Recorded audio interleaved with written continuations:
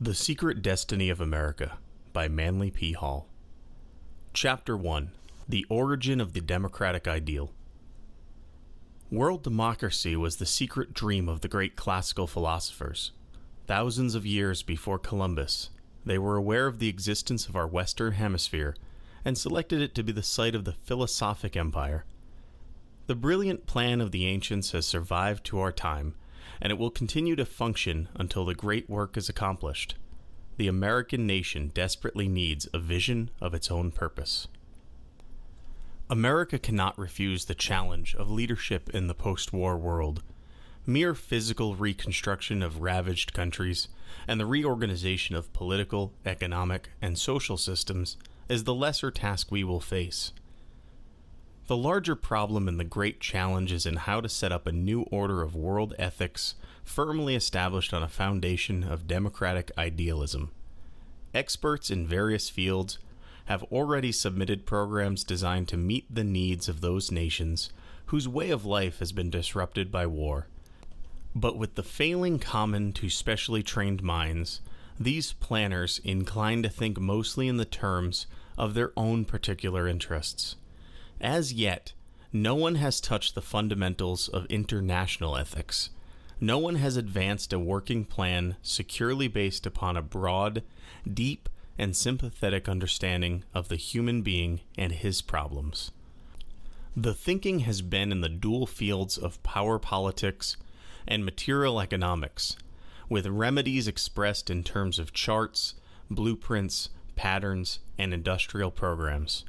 But there is one new and encouraging element present in most of the recommendations of today's experts. They are recognizing the necessity of conceiving the world as one interdependent structure. Yet, even as they recognize the need for a unity of human interests, their recommendations are for the perpetuation of highly competitive economic policies, which, if they are consistently applied, must lead in the end to war and discord.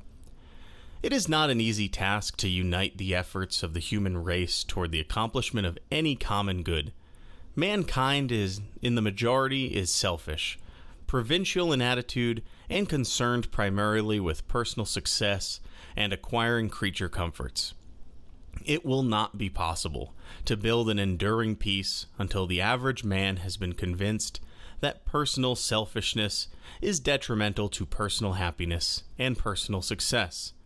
It must be shown that self-seeking has gone out of fashion and that the world is moving on to a larger conception of living. The post-war planners have more of idealism in their programs than has ever before been expressed in the problem of the relationships of nations. But it still is not enough.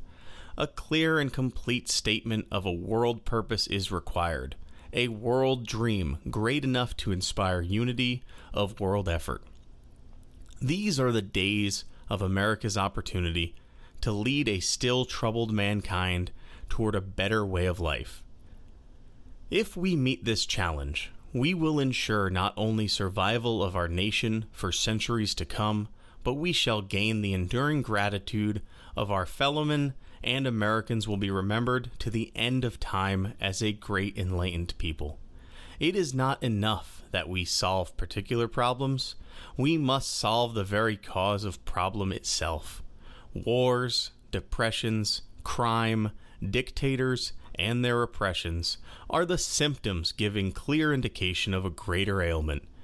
To examine each problem solely in terms of the problem itself, without recognition of its true relationship to a larger and more universal necessity, is to fail in the broader implications of an enduring peace and prosperity. Experience should have taught us long ago that policies which have originated from material considerations and attitudes have proved inadequate. The whole story of civilization and the records of history telling us that all such adjustments hold no hope of lasting peace or security. But here we are again, preparing ourselves to be satisfied with temporary solutions for permanent problems. The recognition is long overdue that we oversimplify the problem of world peace when we think that this process is one of breaking the task down for examination of its materialistic parts, and then hopefully devising an applicable remedy for each of these. The physical conditions of human existence are not the whole of the human problem. We could adjust all material considerations to the point of supremest equity, and yet accomplish virtually nothing solutional. The greatest of known problems is the human problem, and not until all-embracing examination is made into every phase of human needs can there be an adequate reconstruction policy for a post-war world. That man is physical is obvious, but he is also mental and emotional. He is spiritual, and he has a soul. These latter factors are not so obvious.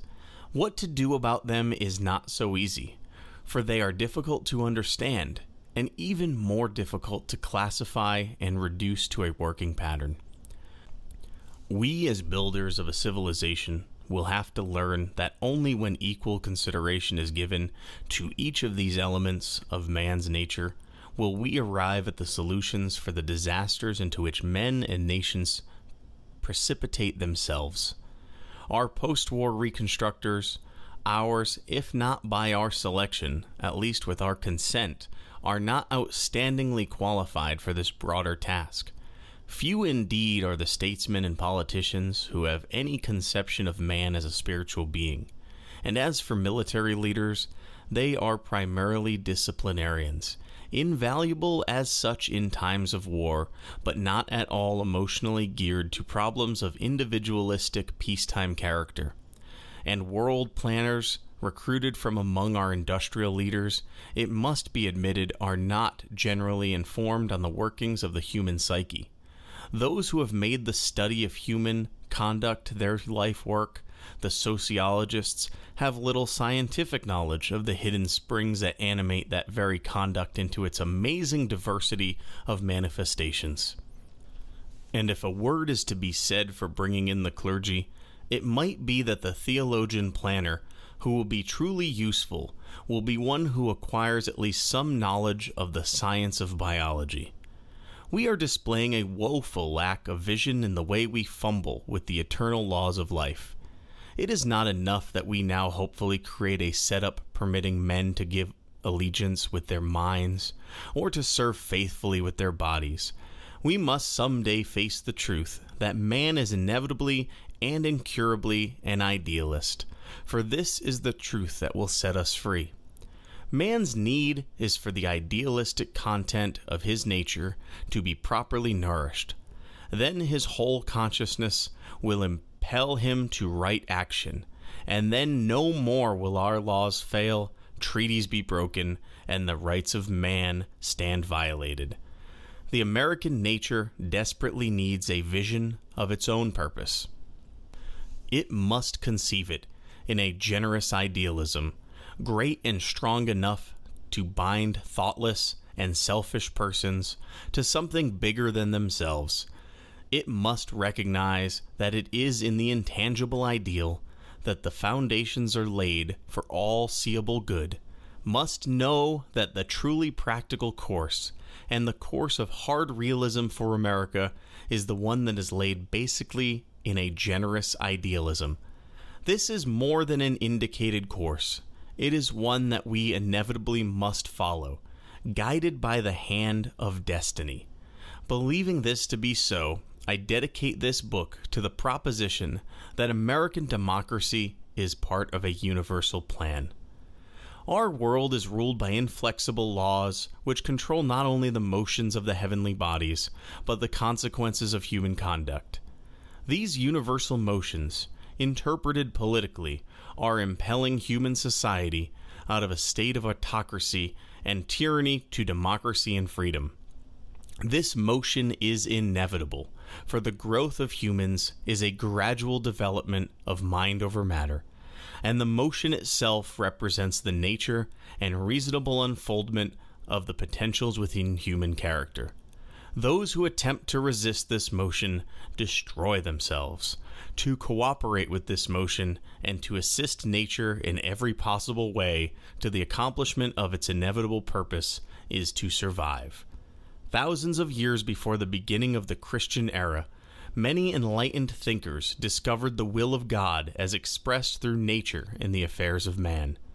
They made known their discoveries in terms of religions, philosophies, sciences, arts, and political systems.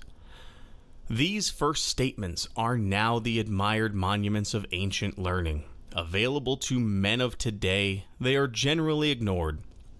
Years of research among the records of olden peoples, available in libraries, museums, and shrines of ancient cultures, has convinced me that there exists in the world today, and has existed for thousands of years, a body of enlightened humans united in what might be termed an order of the quest.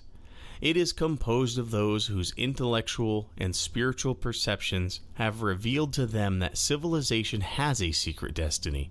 Secret, I say, because this high purpose is not realized by the many. The great masses of peoples still live along without any knowledge whatsoever that they are part of a universal motion in time and space. Pythagoras, Plato, Aristotle, Buddha, Jesus, and Muhammad are among the greatest names recorded in history. But it is not customary to regard the men who bore those names as statesmen or sociologists. They are thought of as philosophers, sages, seers, and mystics, whose doctrines have no application to the political needs of an industrial civilization. Yet it is men like Plato and Buddha who still exercise the most powerful force in mortal affairs toward the perpetuation and preservation of a civilized state among all nations. All of the great leaders of ancient times realized and taught that the establishment of a state of permanent peace among the nations depended upon the release of human ideals, but through properly trained and disciplined minds, capable of interpreting these ideals in terms of the common good. World democracy was the secret of the great classical philosophers. Toward the accomplishment of this greatest of all human ends, they outlined programs of education, religion, and social conduct directed to the ultimate achievement of a practical and universal brotherhood. And in order to accomplish their purposes more effectively, these ancient scholars bound themselves with certain mystic ties into a broad confraternity. In Egypt, Greece, India, and China, the state mysteries came into existence. Orders of initiated priest philosophers were formed as a sovereign body to instruct, advise, and direct the rulers of the states. Thousands of years ago in Egypt, these mystical orders were aware of the existence of the Western Hemisphere and the great continent which we call America. The bold resolution was made that this Western continent should become the site of the philosophic empire. Just when this was done, it is impossible now to say, but certainly the decision was reached prior to the time of Plato, for a thinly veiled statement of this resolution is the substance of his treatise on the Atlantic Islands. One of the most ancient of man's constructive ideals is the dream of a universal democracy and a cooperation of all nations in a commonwealth of states. The mechanism for the accomplishment of this ideal was set in motion in the ancient temples of Greece, Egypt, and India. So brilliant was the plan, and so well was it administered, that it has survived to our time, and it will continue to function until the great work is accomplished. Philosophy set up its house in the world to free men by freeing them of their own inordinate desires and ambitions. It saw selfishness as the greatest crime against the common good, for selfishness is natural to all who are untutored. It recognized that the mind has to be trained in the laws of thinking before men can be capable of self-rulership, and it knew that the democratic commonwealth can be reality only when our world is a world of self-ruling men. And so it is from the remote past. from the deep shadows of the medieval world, as well as from the early struggles of more modern times, that the power of American democracy has come. But we are only on the threshold of the democratic state.